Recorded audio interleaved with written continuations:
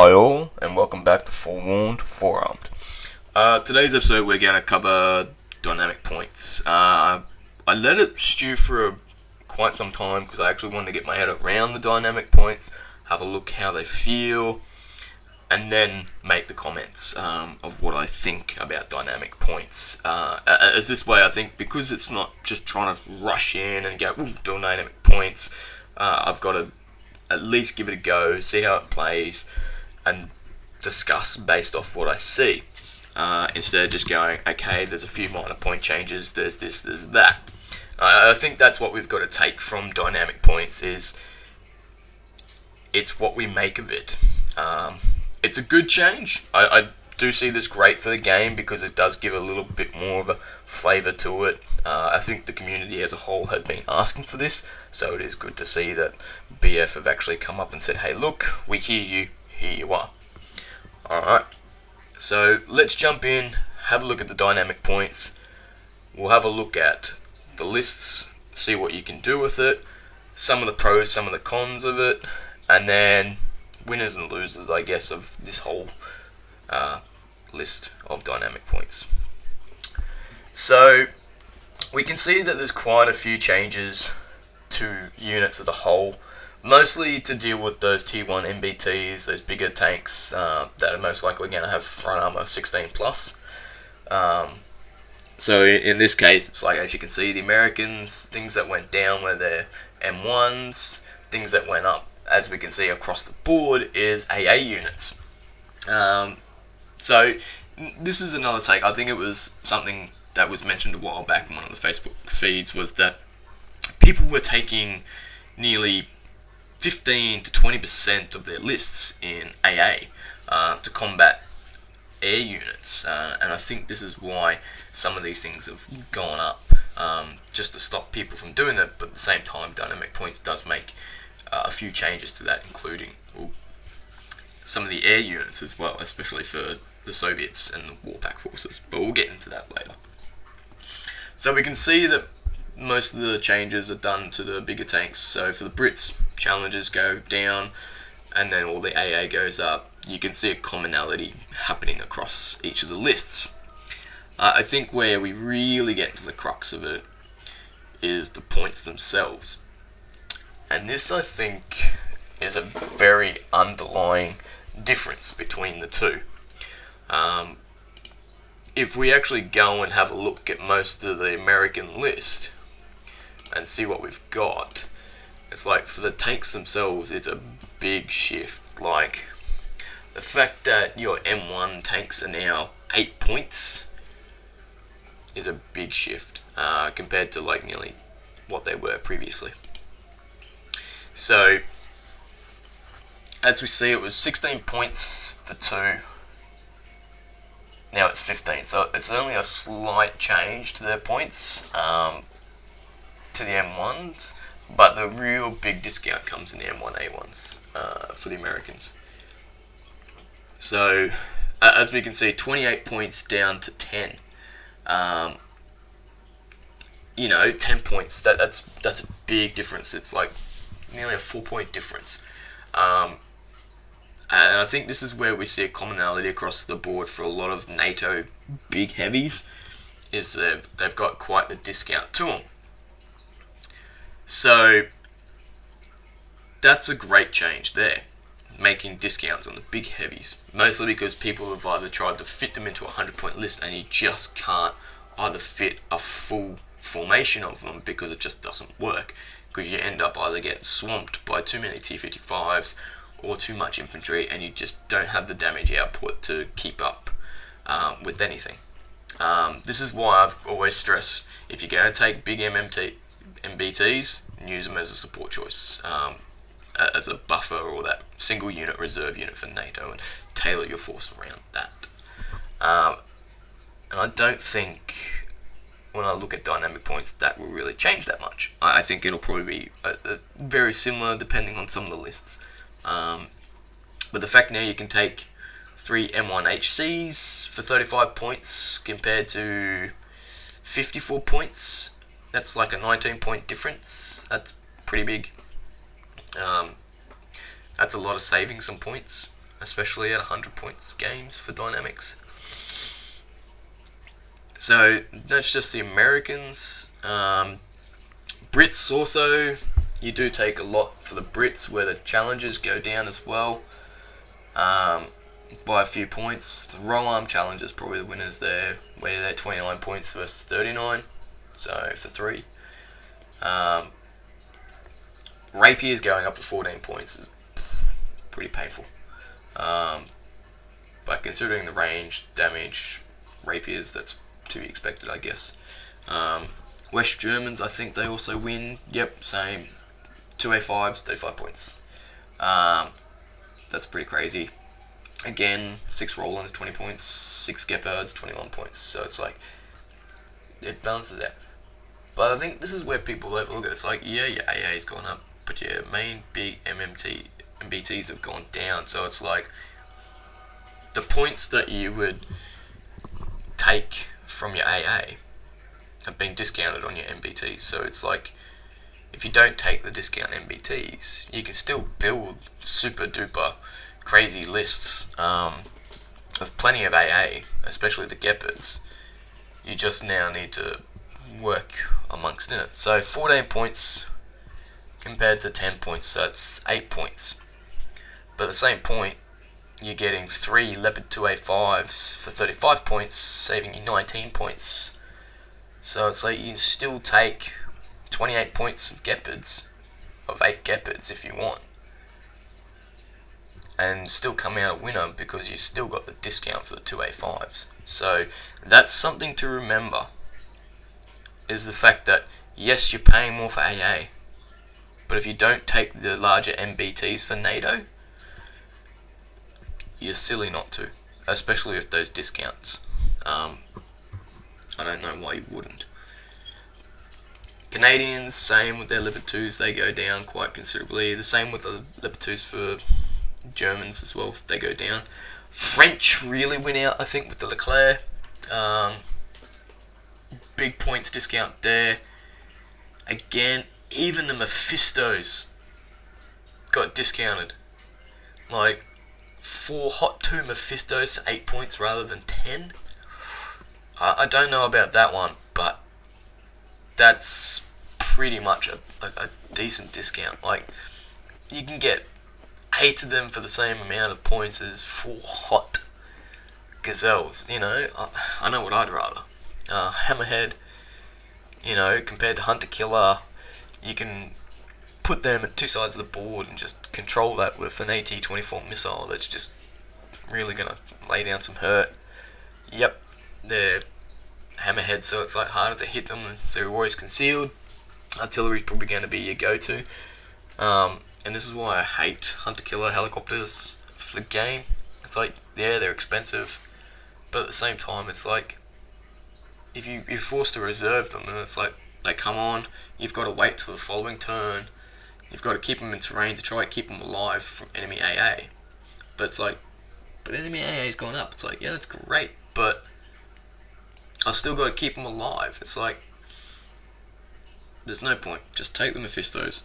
The 4-point Gazelles for the gunslingers, yep, always take them. They're the best bang for your buck for a helo when it comes to NATO. Dutch, again, their 2A5's gone down quite considerably. They're pretty much the same as like a West German Leopard 2 from the previous points.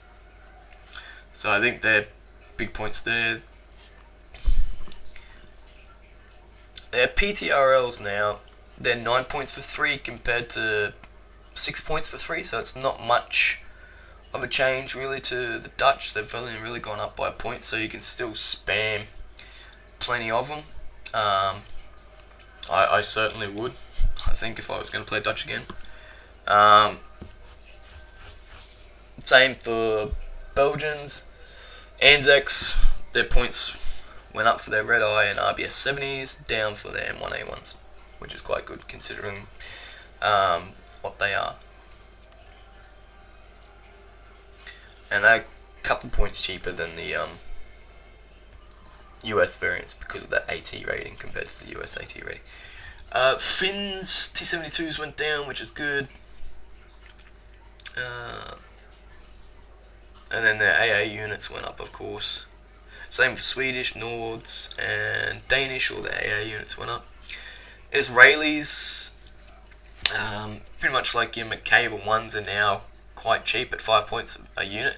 This puts them on par with nearly M60s, and that's pretty scary when you think about McCabe 1s. Same price as an M60 with better armor, so it's like a bit of a shocker there. Iraqis, Iranians, AIs. Point to note though is those Hinds have gone up.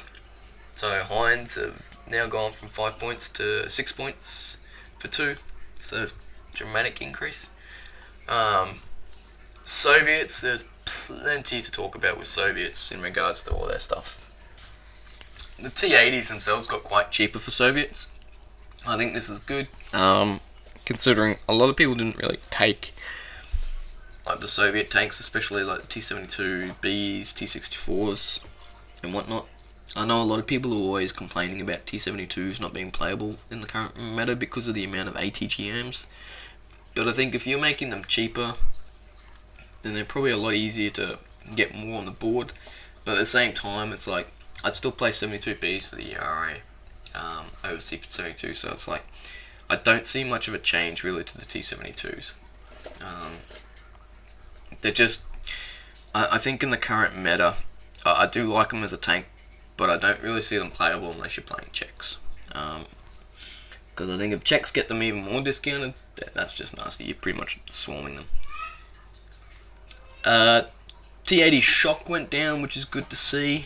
21 points versus 29, which is great, so you can actually make a decent formation out of the Shocks now.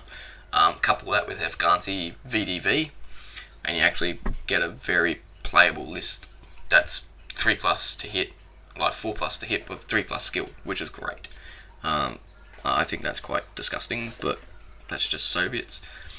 And the Afghansi helicopters are now pretty much on par with NATO helos at 16 points for their upgraded missiles. The same for the Hinds as well, they're now 14 points. So a lot of the Soviet stuff is now quite expensive. You can still spam regular Hinds at 18 points for 6 or 12 for 4, but they're more expensive AT-9 missiles with that lovely upgrade are going to be a bit more expensive. And again, their AA is going up as well. So there's not much you can do about that. But I think when you're paying like 6 points for Gophers and 4 points for Gaskin, it's like, you're still paying 4 points for Gaskin. It's really no change. You can still spam Gaskin. It's like you just don't take Gophers anymore and they still do the same job. East Germans, 72's gone up. So 72's have gone down slightly for Czechs. Actually, they're not going up for Czechs, by the looks of it. Just check that.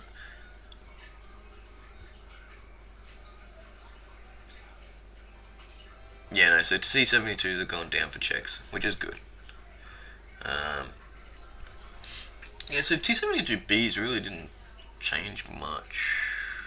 I thought they did, but I don't know, I don't see any changes to the Czechs in their T-72s, apart from their 10-year. So I think they start getting discounts once they get over 5. Yeah. So still the same points, but once you get over 5, you start getting more discounts. So that's pretty much it for the Czechs. There's no real change there. Poles, same. Cubans, same. So that runs out dynamic points. So where does it leave us? So as I was saying before, I think with dynamic points, there's no real big difference to the game currently at the moment. You're really just exchanging points for better MBTs for points on AA. So it's like, I think the real biggest winners in this are the French and the West Germans and the Dutch. Because they've got the better MBTs. I think the West Germans and the French, especially the Claire and 2A5s, two of the beefiest, nastiest tanks out there. With that frontal AA, I think they're the clear winners out of dynamic points. Most of the other nations, I don't think you're really going to see much change. You're still going to play BTR hordes and spam freaking RPG 7 Vs like crazy. there's no point changes in them, so you can still fit as many of them, and they still do the same amount of damage to those tier 1 MBTs. So I don't see any change. Same with T55s, I don't see any change. So unless you're playing in tournaments where they have restrictions, I don't see any changes. But yeah, as I was saying, it's like real winners, I think, of this is those West Germans and French. They're the biggest winners, I think, coming out of dynamic points. Losers, I think Soviets and Warpack are the biggest losers. I think, yeah, it's great giving a few of the bigger tanks a discount, but it's like, at the same time, it's like people aren't going to go to them. It's like they might use them as a single support choice, like, yep. Or if you want to have a fun experience and play VDV with T80 Shock now that they're actually cheaper and affordable to play, then that's pretty much it. But I don't see people rushing out to buy bulk T64s or T72s or T80s. I see them probably used again as a supporting element, that one tank, because it's easier to take 15 to 20 T55s than it is to take 8 T80s, even with dynamic points. So I don't see there really any change with the Soviet lists in the current meta with dynamic points. I think the real changes will be to the NATO forces. That's where the biggest changes will be. So there's some of the biggest winners and losers, I think, with dynamic points. I think coming to building a list now, it's like the change will definitely be to look at what you can get rather than what you used to get. And I think for NATO players in general, it'll be like, I still want to take MBTs, but now it's like the way up. It's like, do I keep going with my Leo 1 hordes or my M60 hordes to get more tanks to face those T55 hordes, where I can sort of like trade 1 for 1 and then have better infantry? But I think in the current meta, it's like you look at it and you sit and start and think, it's like, maybe I can swap out some of those for an MBT, because it's like I'm lacking that AA, especially as a West German player. It's like I can take a Marder 2 formation, still take a bunch of Gepards, still take another bunch of Gepards,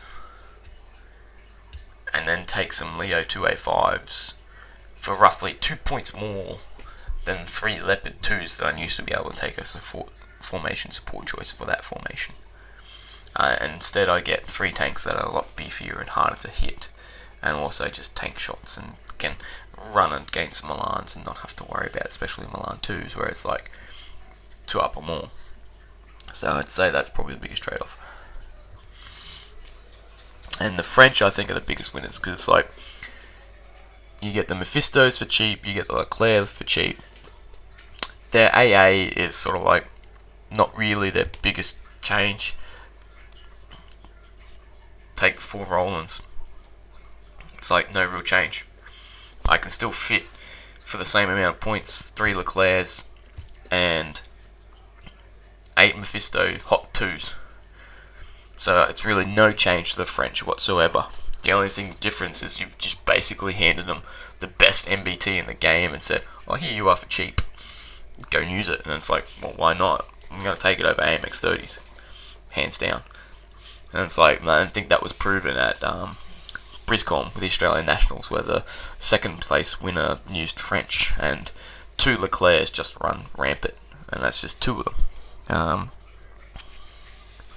And it's the same with challenges for the winner, they just run rampant. It's like the bigger MBTs just can go and take those hits and not have to worry about Milan 2, especially with NATO.